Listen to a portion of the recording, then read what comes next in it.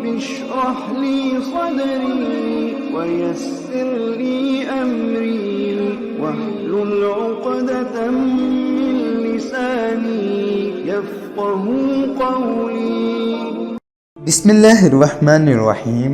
ایفس وظائف کے پیارے بہن بھائیوں، السلام علیکم۔ آج کی اس ویڈیو میں ہم آپ کے ساتھ سورہ مزمل کا ایک بہت ہی مجرب عمل شیئر کریں گے۔ سورہ مزمل قرآن پاک کی 73ویں سورہ مبارکہ ہے۔ اس سورہ مبارکہ میں 20 آیات ہیں۔ نبی کریم صلی اللہ علیہ وسلم کا ارشاد گرامی ہے کہ جو کوئی اس سورت کو پڑھے گا، اللہ تعالیٰ اسے دنیا و آخرت میں خوش رکھیں گے، اس کا افلاس دور ہوگا، جس مشکل کے لیے پڑھی جائے گی وہ مشکل آسان ہوگی۔